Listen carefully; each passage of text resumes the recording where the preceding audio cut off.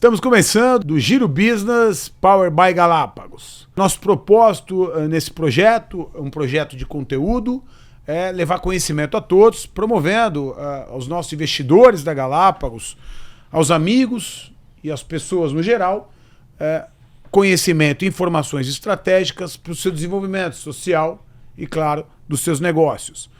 Hoje, em especial, a gente começa com tecnologia, dado o protagonismo da tecnologia nos dias de hoje enquanto meio para a viabilidade das empresas no que tange eficiência, produtividade, resultados e muito mais. Sem tecnologia, eu arriscaria comprometer a empresa à morte. Essa é a verdade e por isso a tecnologia é pauta no Giro Business Powered by Galápagos. Para você. Comigo, Jaime de Paula, fundou a Nelway, é uma pessoa, um profissional que há anos atua no mercado de tecnologia, é uma referência, dispensa apresentação quando se fala de Nelway, e hoje ele é o capitão, é o CEO, é quem rege a Abstrato, uma aceleradora que busca empresas disruptivas, principalmente no segmento de database e inteligência artificial. Um dos temas que abordaremos aqui com bastante ênfase. Você sairá certamente desse podcast muito mais informado e preparado para lidar com o tema inteligência artificial. E mais uma razão para isso tudo é o meu convidado, que é o CEO da AWS, Amazon Web Service. CEO para a América Latina, uma pessoa de extrema expressão quando o tema é tecnologia. Kleber Moraes, muito obrigado aos dois. Eu fico muito confortável de promover o tema tecnologia pela companhia de vocês. E eu quero trazer de cara o tema inteligência artificial, porque existem medos e alegrias. Kleber, como você verbalizaria para as pessoas que estão com a gente o tema inteligência artificial no que tange o lado bom para as empresas, obviamente, e os riscos, sejam de investimentos equivocados ou outros que possam surgir? Sérgio, o primeiro orgulho estar no primeiro podcast da Galápagos junto contigo, junto com o Jaime. Acho que tem um assunto brilhante para a gente conversar e esse assunto veio à pauta, talvez no último ano, com o advento do consumidor ter mais poder na ponta dele, onde ele viu que é possível você usar a inteligência artificial como um diferencial para a sua vida. Então, eu vejo isso de maneira muito positiva. Eu chamo que é um tsunami que está vindo de oportunidades no dia a dia nosso, das empresas como um todo, de usar dados e usar inteligência em prol dos seus negócios. Então, nos últimos meses, não tem nenhum cliente que não tenha um projeto de inteligência artificial, que não é cobrado pelo seu board de dizer o que você tem feito para inovar, e a inovação passou a ser o único diferencial competitivo das empresas. Então, você tem aí uma oportunidade gigantesca, como empresa, como pessoa, de conhecer e os riscos ou os desafios inerentes a uma tecnologia que eu chamo de... Nós estamos numa maratona onde nós demos os primeiros 3 passos. Ou seja, questão de segurança, que é inerente a uma preocupação de onde vão estar meus dados, como eu consigo controlar esses dados, a governança por trás de tudo isso, que é importante você ter, e os custos que muitas empresas têm praticado para poder você gerar esse conteúdo. Então, o que eu diria para você, Still Day One é um primeiro dia de uma nova fase, onde muito vai se aprender, muito vai se investir, mas mais do que isso, não é se eu irei, é como e quando eu vou tirar isso como diferencial competitivo para minha empresa e para mim como profissional, porque hoje o profissional que não utiliza tecnologia para o seu próprio aprendizado, ele também está inerente a morrer como um profissional. Jaime, como uma empresa que busca então a inovação, a inteligência artificial de forma prática, deve ou pode fazer para começar a acessá-la de forma assertiva, sem correr o risco de fazer um investimento errôneo, ou seja, rasgar dinheiro, errar na estratégia e se tornar menos competitivo, menos eficiente do que a concorrente, ou ficar para trás no tempo? Bom, primeiro agradecer também o convite. Muito legal essa iniciativa do Giro Business by Galápagos. E um ponto que você tocou é para trazer conteúdo e conhecimento. Conteúdo e conhecimento é o que vai fazer diferença. Então nós todos, né, estamos falando de inteligência artificial, fala-se obviamente em dados, que é a sua matéria-prima, mas se fala em conhecimento. Então quanto mais conhecimento tu trouxer para as pessoas, né, para os sócios, para os investidores, para quem está na comunidade do Giro Business da Galápagos, melhor ele vai estar preparado para usar a inteligência artificial, né? E também já foi dito aqui muito bem pelo Kleber, não é se ele vai usar ou não vai. Ou ele usa, ou ele está fora do mercado totalmente. Eu acho que ele está fora do mundo totalmente, né? Essa é aquela tsunami que entrou e a onda que vem é a mais forte, então você tem que literalmente aprender a surfar. Tem uma frase de um presidente americano que eu gosto, que é o Franklin Roosevelt, que diz o maior medo que nós podemos ter é do nosso próprio medo. Então hoje eu vejo muitas pessoas que estão paralisadas e esperando. Não pode paralisar. Agora é hora de tu abraçar a inovação. Porque a inovação, a criatividade é o que vai fazer a diferença entre nós e a inteligência artificial. Tudo que for repetitivo, ela faz melhor que o ser humano. Mas ela não cria, ela não inova, ela não tem sentimento. Vamos usar isso a nosso favor. Mas nessa linha, e reiterando aqui, meu sentimento é que muitas empresas, e aí eu não vou nem pegar o cargo, seja o CEO, seja o CIO, CTO, tem medo, ou a gente é do ser humano ter medo do desconhecido, né? Quando você é criança e apaga a luz do quarto, você fala, mãe, por favor, deixa a luz do banheiro acesa, ou quando você levanta da cama naquele breu para ir fazer xixi, você vai, mesmo conhecendo e convivendo naquele quarto há muitos anos, você vai tocando, ou seja, o escuro gera o desconhecido e gera o medo. Vamos lá, eu sou empresário, eu quero enfrentar, eu quero aderir, eu quero ser pioneiro. Como eu acesso a inteligência artificial de forma assertiva? Quem eu procuro, quem eu busco, como eu aplico? Bom, só reforçando aqui,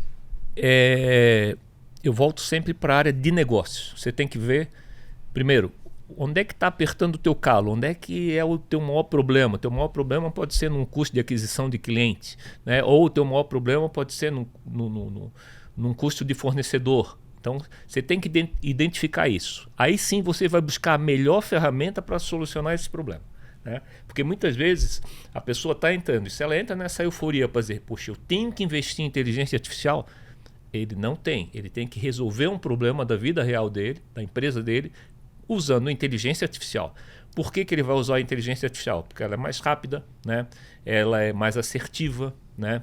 Ela te dá condições de reduzir muito os teus erros, né? Os erros causados pelo ser humano. Quando num trabalho repetitivo, você ensinou bem uma plataforma de inteligência artificial, ela não vai mais errar. Mas eu também acho assim. E o que eu vejo agora, Sérgio? Procurar experiência, tá? Porque se não pegar algo experiente, né, algo que já aconteceu, olha, está no mercado, está consolidado, né? Quer dizer, existe o outro lado da coisa, é pegar algo inseguro também. Porque a AWS tem muita bagagem nesse sentido, né? Jaime, você concorda? Sim, que a AWS com pela certeza. empresa que é líder no mercado mundial, presente em todos os países, atuante. Como é que fica a questão do medo e como é que fica a questão da aplicação, complementando aqui a... Eu vou te dizer hoje uma coisa. Se você é um CEO de uma empresa, um membro de um board, e dentro da sua empresa não tiver um projeto de inteligência artificial, você já está para trás. Por quê? O custo de entrada é muito baixo. O nível de disponibilidade hoje do que a gente chama de ferramentas como o Copilot, como AI21, como o Anthropic, são mais de 1000 ferramentas que você transforma a voz em vídeo, vídeo em texto, ou seja, você tem tecnologia disponível a um custo muito baixo, onde essas provas de conceito com parceiros, utilizando a AWS, utilizando empresas como Abstrato, te colocam para aprender e começar a testar. Ou seja, se você não estiver testando, você já está para trás e o risco de você se perder ao longo dessa jornada é muito grande. Realmente interessante e realmente importante. Agora, tudo isso é muito recente, né? É tudo muito presente, né? E isso, de fato, provoca o medo. Provoca. Porque, como eu disse, o desconhecido provoca o medo. Na opinião de vocês, as empresas nos dias de hoje, as empresas aí atuantes, sejam médias ou grandes, elas estão tendo a cultura de consultar e de contratar a tecnologia como meio, elas estão aculturadas, conscientes, e mais do que isso, no que tange ao topo da tecnologia, como, por exemplo, a inteligência artificial, database analytics e outras tão presentes? Eu vejo que a coisa mais importante numa empresa é a cultura da empresa, né?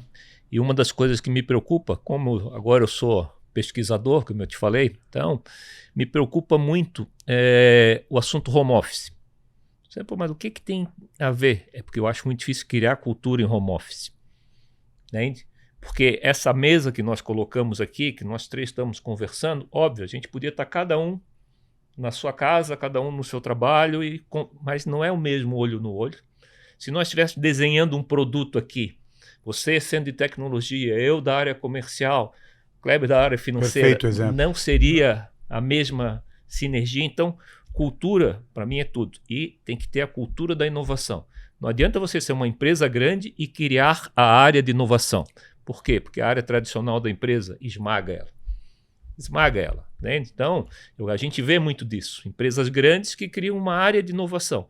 Não, se não vier da cultura de inovação, do board, do CEO e assim por diante, você não consegue levar.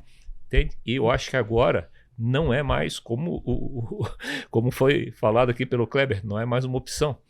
Tem que fazer, e se não começou, está atrasado. E tem que criar essa cultura, e essa cultura tem que ser diária. E Sérgio, a cultura foi o que trouxe a Amazon até aqui. Ou seja, é um pilar do nosso crescimento, onde você fomenta a inovação, você fomenta o foco no cliente para atender esse cliente. Então, esse medo, hoje, a única vantagem competitiva que as empresas têm é a velocidade. Se você não solta um produto mais rápido, se você não encanta o seu cliente de uma forma diferenciada, você vai perder esse cliente e você vai perder o domínio de mercado. Acho que o exemplo que a gente teve no segmento financeiro de novos entrantes que fizeram uma disruptura dentro de clientes tradicionais, onde esses tiveram que acelerar e mudar a forma de trabalhar para poder ser competitivo. Ninguém ia imaginar anos atrás que você conseguiria fazer um banco com um investimento muito pequeno. Esse é o que está vindo por aí, e esse medo é a forma com que você evoluiu. Você teve que enfrentar, você teve que crescer e você teve que superar. Então, acho que esse é o desafio dessas pessoas que ainda estão com medo. Perfeito. De fato, se faz muito importante, então, uma atenção muito especial ao que tange a tecnologia, procurar as pessoas certas que entendam ou busquem entender o seu negócio, da sua dor, da sua demanda, para que o investimento e a aplicação da tecnologia seja assertiva, mesmo que comece de forma ainda tímida, pequena, mas assertiva, e aí penso que passa a se processar um processo evolutivo, permitindo com que então a inteligência artificial ou outras tecnologias ganhem vida e deem competitividade e eficiência às empresas.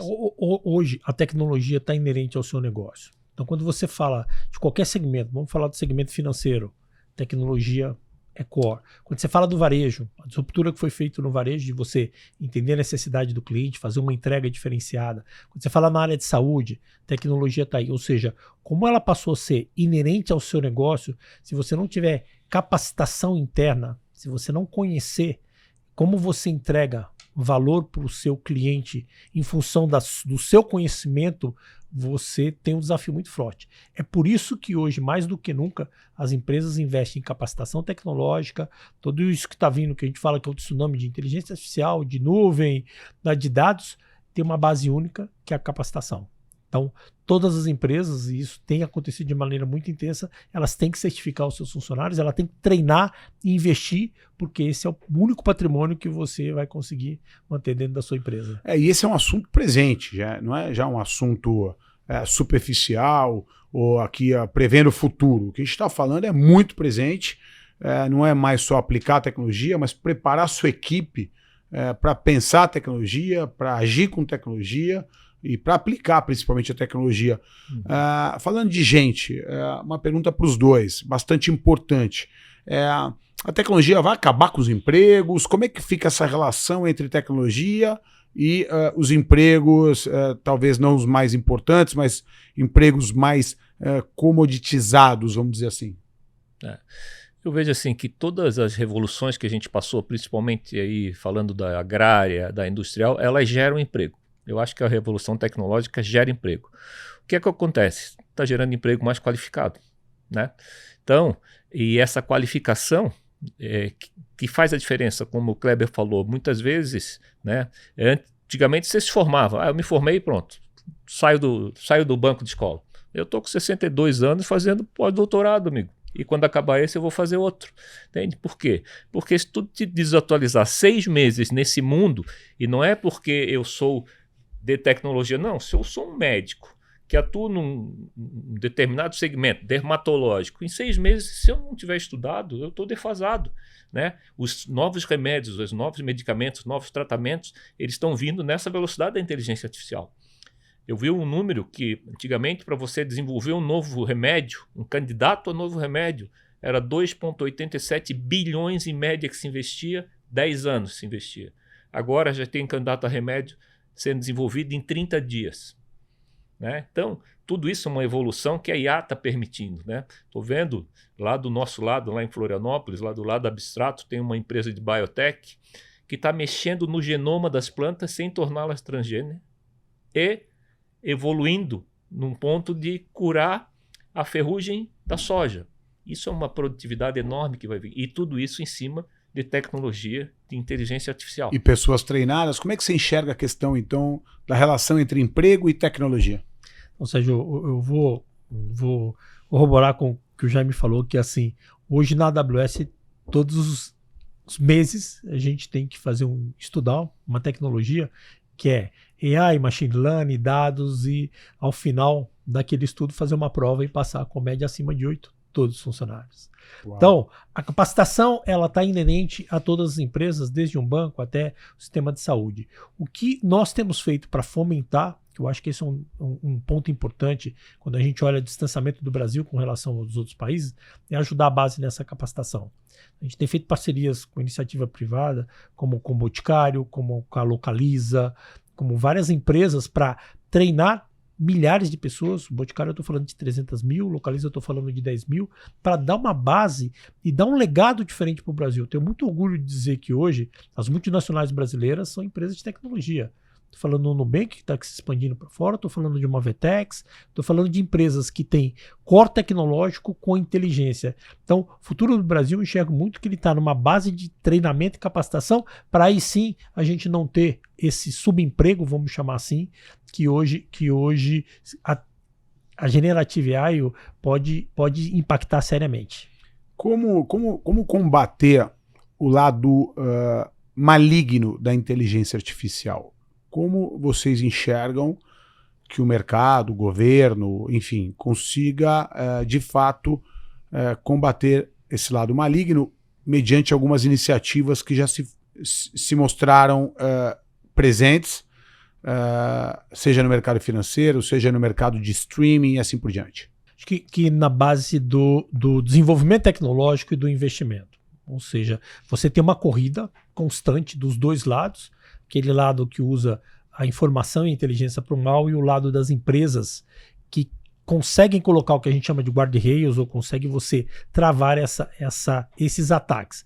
Eu mencionei agora há pouco para o nosso bate-papo que hoje a AWS, ou o ecossistema da AWS, recebe quase 1 quadrilhão de ataques mensais. Ou seja, por trás disso você consegue inibir esses ataques, você consegue inovar ou se capacitar na mesma velocidade que o mercado se capacita. Agora, é uma luta constante, onde você tem não só que se preparar, mas o usuário final tem que ser parceiro, que a gente chama de segurança compartilhada. Não adianta você deixar a porta da sua casa aberta com um sistema elétrico para permitir com que ninguém entre, mas você não fez sua parte. Então, essa é uma luta constante que eu tenho certeza que nós vamos ganhar. Ela é inevitável e a gente vai ter que enfrentar isso. Como a cibersegurança, né? Quer dizer, é um assunto presente há muitos e muitos anos, e tá aí, e existe então esse equilíbrio entre o desenvolvimento, as pessoas do bem que investem e trabalham, e as pessoas do mal que buscam o sacrifício do setor, né? Impressionante. Jaime, como está hoje, na tua visão, a cultura das empresas no geral no que tange a competitividade do setor de tecnologia? Vou ser mais claro. O Brasil ele vem se tornando uma potência, ele vem se tornando competitivo no que tange as tecnologias desenvolvidas e aplicadas mediante ou dentro de um cenário global? Olha, o Brasil, eu brinco que o Brasil, a gente tem Gugas, sabe, Guga Kirten? Quer dizer, a gente não tem uma escola de formação científica acadêmica que vá permitindo ter, formando esses campeões. Os campeões surgem. Existem campeões. Para mim, o brasileiro é extremamente criativo. O brasileiro tem iniciativa. O brasileiro ele sabe, inclusive, copiar um modelo de negócio como o do americano, que dá certo, tem uma disciplina de um alemão. Mas a gente não tem uma escola que faça que isso aconteça sistematicamente, sabe? Então isso eu acho que é uma pena. É só olhar nossas universidades, que elas não estão bem ranqueadas entre as primeiras do mundo. Vê a quantidade de patentes de inteligência artificial que foram registradas no último ano nos Estados Unidos e na China. É gigante, é enorme, né? Então eu acho que não é a síndrome de vira-lata, não. Para mim o brasileiro é excelente, só que nós temos que receber ajuda também em termos de conhecimento, em termos de formação básica. Hoje, lá na Grande Florianópolis, tem um projeto chamado Instituto Wilson Grow, que cuida de 6.500 crianças carentes da região metropolitana de Florianópolis. Nós treinamos eles, inclusive com ferramenta da AWS. Quer dizer, o cara foi treinado em IA com ferramenta da AWS. Foi treinado em design, em marketing, em UX, UI. Pô, nós vi um depoimento de um menino ali de 17 anos, dizendo assim, cara, eu era o melhor aviãozinho do morro, agora eu vou ser o melhor UX do Brasil. Uau, legal. Então, legal. E aí, Sérgio... eu queria que você saísse um pouco desse romantismo muito positivo e muito verdadeiro, relatando inclusive através de exemplos, como o do próprio Guga, e trazendo isso, fazendo uma analogia para trazer para a tecnologia, e aí contigo de forma mais prática, porque a AWS também precisa, se faz necessário que se tenha mão de obra e qualificação para que, e nesse sentido, comparando com as demais AWS do mundo, o Brasil ele vem se tornando um país competitivo, ele tem ganhado algum destaque ou não? Sérgio, hoje, no passado, eu sempre gosto de usar esse exemplo, quando eu me formei eu queria ter montado uma empresa, só que quando eu fiz meu primeiro business plan eu não tinha dinheiro para fazer essa empresa. Hoje qualquer estudante recém-formado, ele tem o benefício da nuvem de investir unidades de dólar para começar o seu negócio, e a AWS ao longo desse tempo investiu bilhões para ajudar esses empreendedores, como eu mencionei, Vtex, Nubank, alguns deles para ter. Então eu vejo o Brasil num cenário diferente, ou seja, o Brasil no passado, para construir uma fábrica, para ter uma tecnologia global que fosse competitiva, ele precisava ter muito dinheiro, que é coisa que a gente não tem. Hoje, você tem tudo isso disponível. Mesmo serviço que eu disponibilizo nos Estados Unidos, eu disponibilizo aqui no Brasil. Então isso abre um potencial de novos empreendedores, que é o caso do Jaime que está aqui, abrir a empresa dele com custo inicial pequeno, de se capacitar, que é o que ele está fazendo, para realmente ser os unicórnios que nós tivemos aqui. Então eu vejo isso de forma muito positiva, ou seja, o Brasil, respondendo, ele é extremamente competitivo globalmente. Eu diria para você que ele está muito melhor do que vários países que vêm até aqui no Brasil roubar os nossos talentos. Que bacana. Tem vários talentos que estão aqui que vão para fora ou que trabalham remotamente. Então, eu vejo o lado otimista disso, de que o Brasil pode ser uma potência tecnológica e a gente tem que investir para que isso seja o legado que a gente precisa deixar para esse país. Jaime, qual é o principal, ou melhor, qual é a principal dor, medo ou entrave que se aplica ao setor da tecnologia? Olha, foi bom que eu fiz essa pergunta para o Jaime, assim o Kleber tem tempo de pensar. Não, porque foi uma pega, foi um tiro curto aqui. Não, mas foi uma pergunta ótima. Hoje, na ilha que eu moro lá, que é Florianópolis, né? Que é, na verdade, a ilha de Santa Catarina. Eu moro na cidade de Florianópolis. Né? Já trouxe umas 3 referências. Não, é que o que está acontecendo lá? Falta mão de obra qualificada, entende? Então, hoje, a gente tem realmente falta de mão de obra qualificada. E tu colocou bem, essa mão de obra, muitos nossos estão trabalhando, recebendo em euro, recebendo em dólar, recebendo em trabalha libra, remotamente. Trabalha remotamente. Tá? Então, esse é um ponto óbvio. Nós temos que ter a competência de trazer esse pessoal, de engajar eles, né? E de fazê-los... Para mim, a empresa tem que ter propósito, tem que ter cultura. A gente vai conseguir, mas o que eu estava comentando anteriormente é assim, nós temos que conseguir construir no Brasil uma AWS, né? Um Google, uma Apple, uma, sei lá, uma Oracle, uma empresa dessa. Eu quero ser teu sócio. É isso aí que a gente Já, tem que... na ideia, no projeto, no papel. Vamos sim. E junto com a Galápagos e com os parceiros aqui, eu acho que a gente consegue. Eu tenho certeza disso. Irmão, qual é o medo? É a mão de obra qualificada? É o treinamento? São pessoas ou não? A AWS em especial, pela relevância que ela é em termos de nuvem, de segurança, tem algum outro medo? Não, o medo hoje nosso passa por 2 áreas. Externamente, capacitação. Sempre. Acho que o tamanho da oportunidade hoje, eu mencionei, o Gartner estima que nos próximos 5 anos tem 3 trilhões de dólares de oportunidade em generative AI. Então, esse é o tamanho da oportunidade que o brasileiro tem para competir. Para isso, capacitação, capacitação, capacitação. No nosso lado interno, o desafio nosso é, ao longo da pandemia, nós mais do que dobramos a quantidade de funcionários e aí tem a ver com a cultura. Como é que eu, na empresa, trabalho a cultura para poder inovar de uma maneira mais ágil, para poder atender o cliente de forma diferenciada, para poder contratar melhores de mercado. Então, hoje, o meu maior desafio, Sérgio, como gestor da AWS é como é que eu permeio a cultura para fazer com que os nossos serviços atendam de melhor maneira os clientes.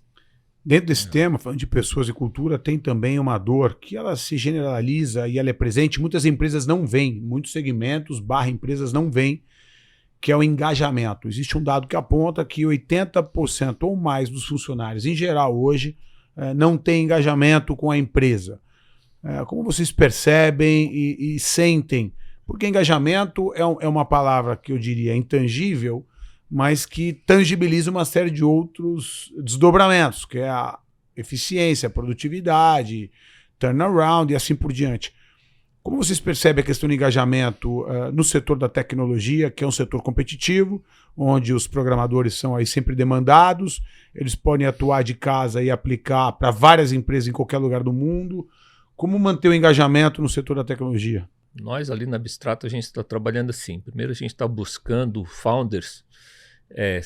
O fundador normalmente é mais fácil estar engajado, 100% engajado. É o pai da criança. É o pai da criança. Mas a gente quer também que ele já venha com a cabeça, com a cultura de engajar os novos colaboradores na veia. Isso é, com equity. Ele tem que transformar todo mundo com a cultura de cabeça de dono.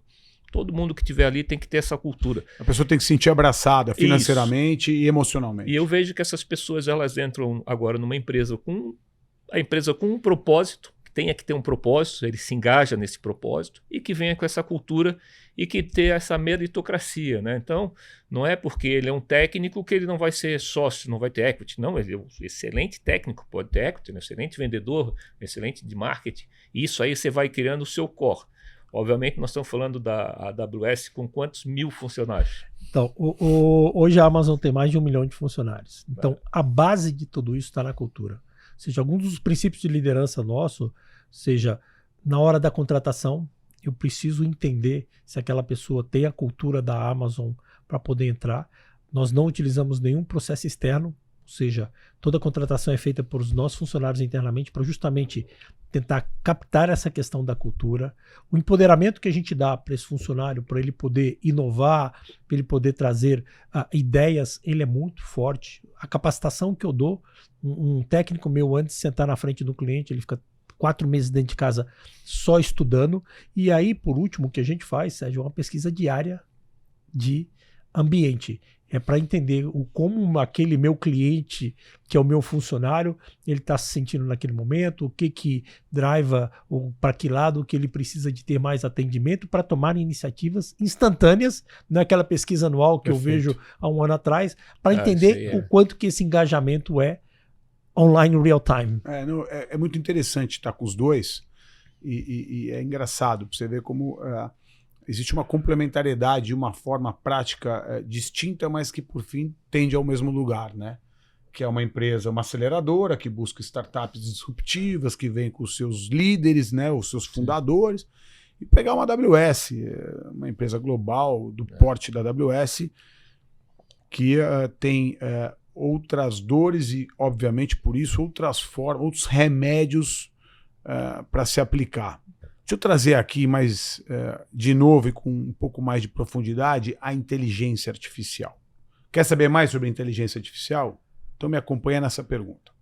Kleber, exemplos práticos de clientes que saíram de uma certa comodidade ou ofereciam produtos ou serviços commodity e foram buscar, através da inteligência artificial, claro, database, analytics, soluções que permitissem que ela se tornasse uma líder ou tivesse muito mais valor percebido pelo cliente. Tá, sem mencionar nomes de clientes, mas em segmentos, acho que no ramo jurídico, cliente nosso que pegou todos os processos históricos dele, colocou dentro de uma base de dados própria, onde tinha toda a questão de segurança, e começou a fazer análises de petições que ele precisava entrar numa região específica com um juiz específico e que tiveram sucessos. O nível de sucesso dele começou a ser muito maior naquelas petições. O Hospital das Clínicas, que recentemente a gente fez um projeto onde, para fazer uma análise de todo o quadro radiológico, que tem uma demanda muito forte e os médicos não estavam dando conta. Isso acelerou em muito o dia a dia do médico. Laboratórios que foram mencionados aqui, onde a Pfizer, durante o período da pandemia, acelerou o desenvolvimento das vacinas em alguns anos. Aí você começa a colocar exemplos onde segmento financeiro, onde entender a performance de crédito daquela pessoa, ou entender que tipo de projeto de investimento o Sérgio Aibe, que é diferente do Kleber, que é diferente do Jaime, antecipa tendências. E dentro da própria Amazon, ou seja, hoje a gente usa toda a parte de personificação para te conhecer que oferta que a gente faz, de todos os nossos... Você tem sido bastante assertivo nesse quesito. A gente tem conseguido fazer. Com relação ao centro de distribuição, você usar robô para entregar milhões de pacotes com tempo de diferenciado. Então, isso é o nosso dia a dia. Hoje, o dia a dia da inteligência artificial, ela está em tudo que a gente acaba fazendo como empresa e muito mais, o que o Jaime mencionou, como pessoa. Como eu consigo usar isso como um diferencial profissionalmente. Jaime, falando de regulamentação. O Brasil, ele é um país bem regulado no que tange a tecnologia e todas as plataformas e desdobramentos, inteligência artificial, CRM, analytics, internet das coisas. A regulamentação, ela favorece ou desfavorece o setor? Eu acho que a regulamentação do Brasil, eu vou focar primeiro na Lei Geral de Proteção de Dados, acho que é uma lei muito bem feita, muito bem escrita, né? Ela tem a participação do pessoal da Agência Nacional de Proteção de Dados, mas especificamente até queria citar aqui a Patrícia Peck Pinheiro, que é uma doutora no assunto. O primeiro livro dela sobre proteção de dados ela escreveu em 2001, quer dizer, quando ninguém falava em proteção de dados, quer dizer, e ela está lá junto. E o que eu vejo, estamos com uma lei, está bem regulamentada, só que o detalhe é o seguinte, inteligência artificial está evoluindo numa velocidade que há um ano atrás você não imaginava, o tal do deepfake. Deepfake seria assim, uma notícia falsa, mas assim, com toda a cara de verdade. Né? Eu vou clonar a voz do Sérgio Aibe, estou com a foto do Sérgio Aibe, ele está mexendo a boca e falando como o Sérgio Aibe. Só que não é o Sérgio Aibe. Um ano atrás era dificílimo de fazer. Agora, olha, trocentas pessoas sabem fazer. Não precisa ser um engenheiro de software PhD da AWS. Não.